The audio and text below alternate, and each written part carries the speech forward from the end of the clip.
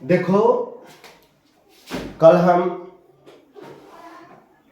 लिखे थे TENCE लिखा गया था, इसमें TENAC होता है, जो कि कल गलती हो गया था। देखो कल हम टेंस में बता दिए थे कि टेंस 3 होते हैं, present tense, past tense, future tense. उसके बाद बता दिए थे कि प्रेजेंट टेंस के 4 भेद, फ्यूचर टेंस के 4 भेद, पास्ट टेंस के 4 भेद बता दिए थे कि प्रेजेंट टेंस के 4 भेद होता है, present indefinite, present continuous, present perfect, present perfect continuous. Past के भी बता दिए थे, past indefinite, past continuous, past perfect, past perfect continuous. Future के भी बता दिए थे कि future indefinite, future continuous, future perfect, future perfect continuous. और देखो हम प्रेजेंट इंडेफिनिट टेंस का पहचानने का नियम बताने जा रहा हूं।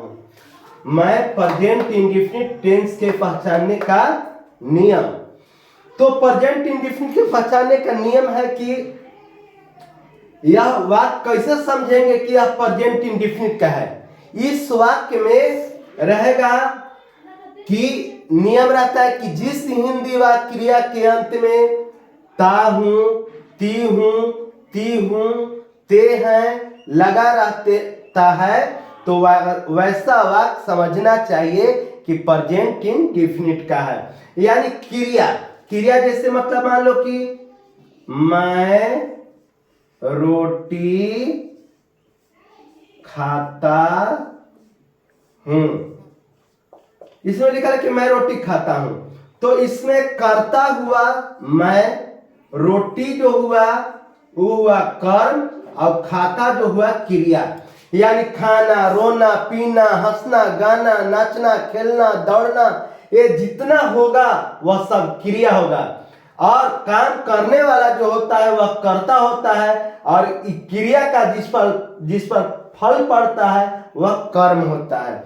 तो इसमें कर्ता मैं है, क्रिया खाना हुआ, और रोटी जो है से कर्म है।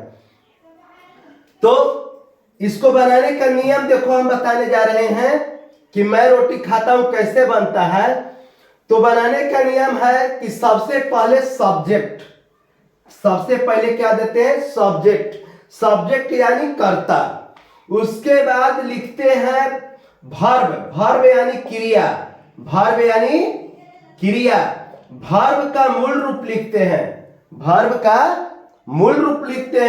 उसके बाद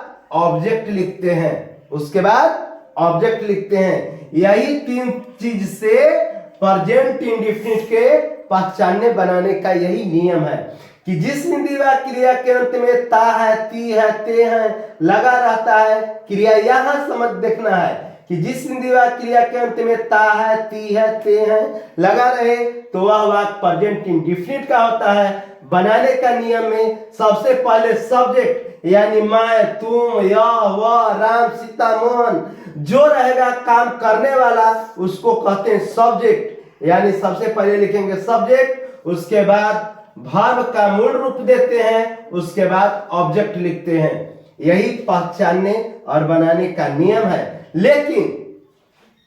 लेकिन सब्जेक्ट, वर्ब, ऑब्जेक्ट किसके साथ रहेगा, यानी आई वाक्य रहेगा, यू रहेगा, इस सब में कुछ नहीं करना है।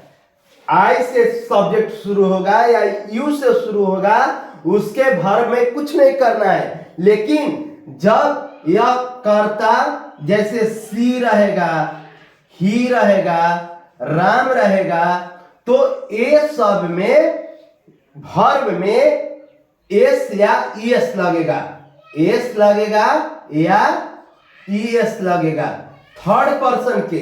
यानी थर्ड पर्सन जो है सिंगुलर नंबर रहेगा, तब क्रिया में एस या ईएस लिखेंगे और उसके बाद ऑब्जेक्ट लिखेंगे। लेकिन कर्ता यानी सब्जेक्ट आई और यू से शुरू हो रहा है, तो उसके क्रिया में एस ईएस नहीं लिखेंगे। लेकिन जब सब्जेक्ट ही, सी, राम, मोहन, सोहन, काउ, डॉग, हर्ष, ये जितना थर्ड पर्सन के सिंगुलर नंबर रहेगा, सबके क्रिया में एस या ईएस लिखेंगे। यही प्रेजेंट इंडेफिनिट के पहचानने का नियम है और यही बनाने का नियम है कि जिस हिंदी क्रिया के अंत में क्रिया यहां होता है, क्रिया के अंत में ता है, ती है, ते है लगा रहेगा, तो यह समझना चाहिए कि यह वाक्य प्रेजेंट इंडेफिनिट का है। इसका इस तरह से बनेगा कि सबसे पहले सब्जेक्ट, उसके बाद वर्ब, उसके बाद ऑब्जेक्ट, ठीक है, उसके बाद कल।